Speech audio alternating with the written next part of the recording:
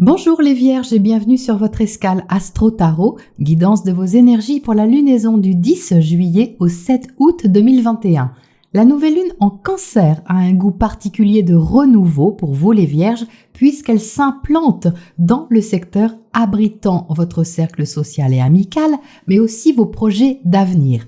Tout ce qui nourrit vos espoirs et peut vous aider à aborder les choses d'une façon différente ou nouvelle est donc favorisé sur cette lunaison, mais pas sans transformation au passage. En effet, la nouvelle lune est tout d'abord opposée à Pluton, ce qui va vous inciter à faire face à une forme d'attachement, qu'il soit réel ou symbolique. Il s'agit surtout quelque part de négocier avec ce qui a une certaine emprise sur vous afin de prendre un nouveau départ le plus en confiance possible. Vous serez pour cela soutenu par Uranus et Neptune qui vont vous encourager à vous libérer, à oser de nouvelles choses, à prendre de nouvelles habitudes qui vous conviennent. Vous pourriez donc ressentir une forme d'ouverture motivante et prudente à la fois qui va en même temps vous inciter à agir en coulisses, favorisant par la même occasion tout un travail de préparation assez intense. Pourquoi intense ? Eh bien parce que Vénus, planète de l'amour, des sentiments et des valeurs, et Mars, planète de l'action, sont conjoints en Lion. Et comme ces deux planètes sont symboliquement les amants du zodiaque, c'est particulièrement motivant pour aller dans le sens de vos désirs ou d'un en particulier. Dans la maison 12, cette motivation se fait en secret, en retrait, mais pas sans intensité. Vous pouvez tout à fait utiliser cette énergie dans une direction qui vous inspire, créative, artistique, spirituelle, ou vous sentir animé aussi par une cause humaniste et portée vers les autres, le soin ou la guérison. Mais quoi qu'il en soit, ça vous ramènera tout de même à votre intériorité, vous demandant peut-être de faire un bilan pour vous aider à faire un choix. Car en face de cette conjonction Vénus-Mars, on a Saturne, planète de la discipline et des règles, qui va vous demander de vous organiser. Vos projets secrets pourraient être confrontés à vos obligations du quotidien, à une forme de devoir dont vous ne pouvez pas négliger les détails. Un tiraillement pourrait donc être ressenti entre vos idéaux soudainement plus forts et les questions plus terre-à-terre, pratiques et les moyens que vous vous donnez pour aller dans le sens de votre ressenti. Et c'est Uranus qui va vous aider à trancher dans cette dualité, car cette planète de la libération se trouve en apex. Ça veut dire qu'elle reçoit, on va dire, la pression pour oser, pour agir, pour casser un peu les codes et vous permettre de vous affranchir de certaines résistances. La pleine lune du 24 juillet dans l'axe Lion-Verseau viendra justement vous aider à faire le point sur la gestion de vos habitudes de vie pour mettre en lumière de façon plus évidente ce qui se passe en vous et ce que vous avez besoin d'assumer. Et sur cette pleine lune, justement, Vénus sortira de l'ombre pour entrer dans votre signe. Et Vénus dans votre signe, c'est bon les Vierges, parce que c'est le charme qui tombe sur vous. Oui, encore plus que d'habitude. Si, c'est possible, vous verrez. Donc les relations sont plus fluides et agréables et vous pouvez plus naturellement exprimer vos talents, vos goûts, vos sentiments et surtout votre valeur.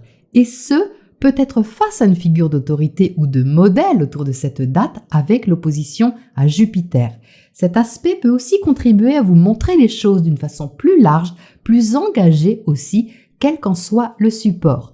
Vous serez donc encore plus inspiré fin juillet, surtout que Mercure, votre planète maîtresse, va le 24 et 25 juillet former un trigone à Neptune et une opposition à Pluton. Ça risque fort de contribuer à l'envie de suivre vos idéaux et à prendre une décision plus affirmée à ce moment-là. Le 29 juillet, c'est Mars qui va former une opposition à Jupiter dans un acte de bravoure généreux avant d'entrer lui aussi en Vierge pour vous apporter une toute nouvelle énergie. La rétrogradation alors de Jupiter en Verseau viendra en août décupler votre attention sur votre secteur quotidien, amplifiant peut-être le travail ou le soin que vous apportez à une habitude possiblement revue et corrigée. La première semaine d'août sera donc orientée vers la mise en place organisée de ce qui aura émergé avant. La conjonction Soleil-Mercure pourrait apporter une belle prise de conscience ou une validation forte mais discrète que vous êtes sur le bon chemin. Alors oui, il y aura des responsabilités à prendre, oui, il y aura des questions qui éveilleront votre esprit et testeront votre motivation entre le 1er et le 6 août, mais le trigone Vénus-Uranus le 3 vous apportera l'encouragement amical, relationnel ou personnel dont vous avez peut-être besoin. Si vous vous sentiez seul les vierges, vous verrez que non, vous ne l'êtes pas. Vous pourriez même vous sentir relié à une richesse intérieure, jusque-là insoupçonnée. Voilà pour votre météo astro et je vous retrouve tout de suite pour les précisions avec votre tirage. Bon, alors les vierges, il y a bien du changement sur ce cycle lunaire et certainement un choix à faire, mais qui n'est qu'une suite logique à ce que vous avez expérimenté avant. Parce que vous entrez avec le 7 de Pentacle dans le tirage. Le 7 de Pentacle, c'est une énergie de récolte, de patience, d'une chose sur laquelle vous avez travaillé déjà avant, qui vous a demandé une certaine persévérance et qui, d'une façon ou d'une autre, porte ses fruits sur cette lunaison ou commence à porter ses fruits. Vous savez qu'il y a du travail encore derrière, puisque vous voyez qu'il y a le 8 à côté. Donc il y a comme une continuité, il y a encore de l'effort à fournir pour faire avancer les choses. Mais le choix qui s'impose ici ne vient pas forcément vous interroger sur votre motivation à continuer quelque chose, parce que ça vous l'avez, mais vient vous interroger sur votre positionnement par rapport à l'autre, par rapport au secteur relationnel et à ce que vous souhaitez peut-être partager de vous ou montrer de vous. Parce qu'il y a au centre, vous voyez, une forte motivation. On a le 7 de feu qui est une énergie d'action, combative, dynamique, active, qui vous stimule intérieurement et vous fait agir ou réagir. Mais le 7 comporte une petite notion d'inconfort parce qu'il y a d'un côté une motivation et de l'autre une sorte de prudence ou de résistance. Alors peut-être que vous pouvez vous sentir un peu sur la défensive ou que vous n'êtes pas confortable à l'idée de faire un choix ou de prendre position. Peut-être que vous n'avez pas envie de trancher ou de vous partager entre deux choses. Surtout si ces deux choses vous intéressent et vous motivent autant l'une que l'autre. Peut-être pas de la même manière, mais vous nourrissent, on va dire, de deux façons différentes. Donc on voit bien qu'ici, le 7 de feu monte un peu au créneau, c'est-à-dire que vous pouvez sentir que vous arrivez à un point où il y a une décision à prendre, tout simplement parce que ça va vous permettre de mieux avancer. Et ça vient toucher, à mon avis, les questions de logistique, d'organisation et de gestion du quotidien. Et ça, on le voit ici avec le roi de Pentacle, qui est une énergie de terre et qui, pour moi, symbolise cette opposition entre cette conjonction Vénus-Mars et Saturne qui vous oblige, comme je le disais, à prendre des responsabilités ou à vous organiser. Donc ici, vous avez le chariot. Le chariot, c'est une très forte envie d'aller de l'avant. Soit envers un projet, soit envers une activité, soit envers une relation, quelle que soit la direction que vous souhaitez emprunter, vous souhaitez la suivre avec une forme de détermination. Parce que vous voyez que le chariot se trouve à côté de la reine de feu, et la reine de feu, elle est très motivée, elle est même passionnée. Donc ça peut concerner des affaires privées, surtout ici comme elle est placée. Et si c'est le cas, ça demande en tout cas plus d'attention sur ce qui se passe en vous que ce que vous développez vraiment à l'extérieur de façon visible et reconnue. Parce qu'on a ici une certaine maîtrise avec ces pentacles, donc la situation extérieure, on va dire, qu'elle soit liée à votre travail ou tout simplement à votre statut dans la société ou votre position, vous maîtrisez et vous continuez votre bonhomme de chemin, si je peux le dire comme ça. Mais en bas, ça remue un peu plus parce que vous pouvez avoir peut-être au niveau de votre foyer ou de vos relations privées des choses qui vous poussent un peu à l'action et du coup être tiraillé un peu entre les deux. Donc on a ici avec la reine de feu quelque chose qui vous passionne, quelque chose qui vous tient à cœur mais très fortement. Ce n'est pas quelque chose de tranquille, d'habituel et de ronronnant, c'est vraiment quelque chose de vivifiant et de passionné qui mobilise votre énergie de façon plus évidente. Il y a quelque chose de plus que d'habitude si vous voulez. Mais avec la reine de feu, il y a des certitudes mais il y a une confiance aussi. La reine de feu a du désir, elle a de l'envie. Elle a un certain charisme, une certaine prestance pour aller vers ses buts. Elle sait ce qu'elle veut et comment elle le veut. Donc c'est une énergie qui est très déterminée. Et vous voyez qu'à côté, justement, avec le roi de Pentacle, les questions pratiques, logistiques, les moyens que vous vous donnez pour avancer sont regardés avec une certaine application et aussi avec réalisme pour que vous puissiez mettre toutes les chances de votre côté. Alors la reine de feu et le roi de pentacle ne sont pas naturellement des énergies qui s'entendent bien. Ce n'est pas conflictuel pour autant, c'est juste que ils ne fonctionnent pas de la même manière. Là où la reine de feu est toute passion et désir affirmé, le roi de pentacle parle argent, moyens, habitude, temps, gestion du corps, gestion de la santé et surtout sécurité. Donc le fait qu'ils soient côte à côte oblige ces deux énergies à collaborer, on va dire, pour que votre désir soit sécurisé. On peut résumer ça comme ça. Mais comme ce sont quand même un roi et une reine, ils se comprennent. Il y a une maturité là-dedans. On n'est pas dans les réflexions un petit peu débutantes ou inexpérimentées. Il y a de la sagesse, il y a de la maturité, un certain recul, on va dire, sur la situation pour que les décisions et les choix soient pleinement assumés et pris en charge. Donc ça va vous donner une grande force et beaucoup de volonté aussi pour nourrir votre choix qui est là et pour libérer votre créativité, vos sentiments, votre valeur et votre richesse intérieure. Vous voyez qu'ici, vous avez l'impératrice dans le secteur relationnel. L'impératrice, c'est une carte très féconde, très fertile et très riche. Riche de cœur, riche de projets, riche d'idées. Donc vous pouvez avoir envie d'exprimer des choses ou être très sensible à ce que quelqu'un vous exprime ou réveille en vous au niveau créatif, au niveau affectif. Et c'est ça qui justement change la donne. Et le changement, justement, il est là-haut avec la tour. La tour, c'est la déconstruction pour la reconstruction. C'est-à-dire que ce qui change ici, c'est constructif à côté du 8 de pentacle. Ce n'est pas destructeur. C'est riche, justement, mais ça implique du renouveau. Ça implique qu'il y a des fondations que vous ne pouvez pas garder comme avant ou une habitude que vous ne pouvez pas garder comme avant, d'où le choix à faire si vous voulez d'un autre côté développer cette part de l'impératrice, cette part de richesse, de créativité et d'expression qui vous anime. C'est pour ça que le changement demande à être pris en charge, organisé, parce que certainement que ce n'est pas un tout petit changement de rien du tout, c'est assez conséquent avec la tour, assez sérieux. Et je dis ça parce que vous avez 4 arcanes majeurs dans le tirage, et les arcanes majeurs symbolisent toujours une énergie qui est beaucoup plus fortement ressentie. Donc ça peut secouer un peu, mais ça secoue à mon avis dans le bon sens. De toute façon, Uranus est en harmonie avec vous, les vierges. Donc il vous encourage vraiment à construire sur des nouvelles bases ou à réveiller des choses en vous, même si pour ça, il y a un moment d'inconfort à passer, d'adaptation ou de réglage pour que vous puissiez trouver vos marques.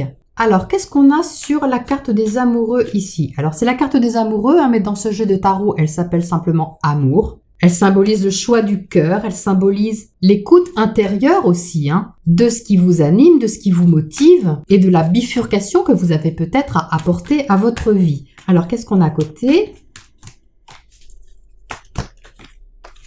On a le jugement. Est-ce que c'est pas magnifique ça? Parce que le jugement, c'est la renaissance. C'est quelque chose, les vierges, qui peut vraiment vous faire vibrer à nouveau, vous faire renaître d'une façon ou d'une autre. Et ce que ça m'évoque placé ici, c'est que vous pouvez peut-être aussi faire revivre quelque chose que vous connaissez déjà d'une façon ou d'une autre, mais que vous aviez peut-être mis de côté, peut-être une passion, peut-être un intérêt pour quelque chose. Et là, ça revient, il y a quelque chose qui peut revenir et ça peut vous donner l'impression vraiment que vous tenez les rênes de votre vie avec le chariot et que vous pouvez vraiment vous donner les moyens d'avancer dans la direction qui vous appelle quelque part, parce que vous voyez qu'il y a une trompette ici. Le jugement, c'est un peu l'appel de l'âme, c'est quelque chose qui vient à vous, que vous ressentez très très fortement comme étant une évidence. Donc en fait, les questions, vous n'allez pas beaucoup vous en poser parce qu'au fond de vous, vous savez de toute façon, c'est évident, comme si vous suiviez le courant de votre inspiration et qu'il n'y avait pas vraiment de questions à se poser. C'est vraiment comme ça que je l'entends, c'est évident, il y a quelque chose qui est évident ici. Alors, qu'est-ce qu'on a d'autre à côté de cette impératrice ici à droite? Alors, on a la carte du pendu et ça c'est intéressant parce que la carte du pendu, c'est le lâcher-prise. C'est l'inspiration ici, qui peut être artistique, qui peut être créative, mais c'est aussi quelque part le don inconditionnel. Je le ressens ici comme ça parce que l'impératrice, elle est généreuse. Ça, il faut pas l'oublier. Et l'impératrice à côté du pendu, ça peut être quelque chose que vous avez envie de donner ou de partager tout simplement, sans vraiment savoir de toute façon ce que ça va vous rapporter. Et ce pendu à côté de l'impératrice, c'est vraiment le lâcher-prise que vous pouvez expérimenter par rapport à quelqu'un en particulier ou au secteur relationnel qui a éveillé ou qui éveille quelque chose en vous d'assez libérateur aussi, parce qu'il ne faut pas oublier que la tour, c'est quand même libérateur, même si ça vous déstabilise et que ça vous change de vos habitudes. C'est peut-être même vous qui choisissez ça. En tout cas, vous le manifestez. Que ce soit choisi ou que ça se présente à vous, vous êtes co-créateur de cette énergie de rencontre, de miroir, on va dire,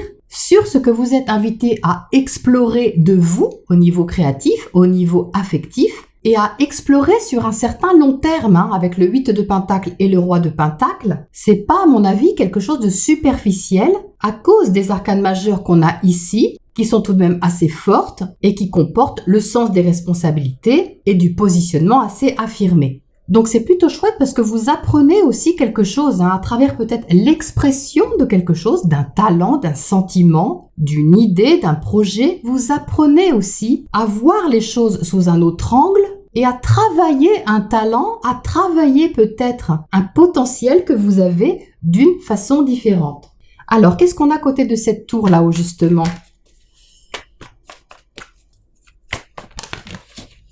On a tempérance. Donc ça, c'est parfait parce que ça confirme justement qu'il y a un besoin de conjuguer inspiration et sens pratique. Il y a ici une invitation à faire descendre le changement dans la matière. C'est de ça que parle tempérance. Il y a un côté immatériel, un côté inspirant, un côté peut-être spirituel, très élevé, des valeurs très élevées en fait, humanistes, et de l'autre, un sens pratique, logistique qui vous aide à garder les pieds sur terre, mais surtout à optimiser ce que vous ressentez pour que ce soit constructif et pour que vous puissiez être dans une transition qui va dans le sens de ce que vous désirez et qui vous apprend en même temps à faire confiance à ce que vous ne voyez pas forcément ou à ce que vous ne contrôlez pas forcément avec le pendu, mais qui de toute manière est une sorte de révélateur entre le jugement et l'impératrice. On a quelque chose ici qui renaît, qui éclot, qui se libère, qui prend vie d'une façon un peu révélatrice pour vous. Alors, qu'est-ce qu'on a comme oracle conseil pour terminer là-dessus ?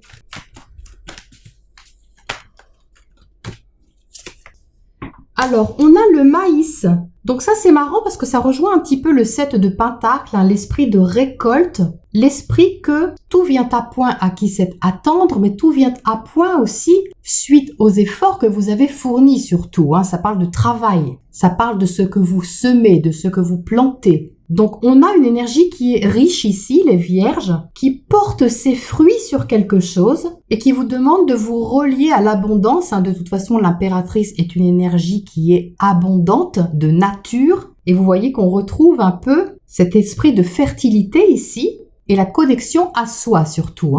Parce qu'on a ici une connexion au cœur encore. C'est flagrant ici avec la reine de feu. Et puis, dans votre attitude, avec cette carte de l'amour, cette carte des amoureux, qui vient mettre une sorte d'étincelle, vous nourrir en feu intérieur, en inspiration, pour que vous puissiez délivrer quelque chose. On a une notion de délivrance aussi ici. Donc, ça a d'autant plus de valeur que ça ne tombe pas du ciel, puisqu'avec le maïs, il y a eu une implication en amont, où il y a une implication, une mobilisation de votre énergie. Et ça, c'est vraiment très porteur. Voilà les vierges pour ce cycle lunaire et je vous retrouve bientôt pour la prochaine escale.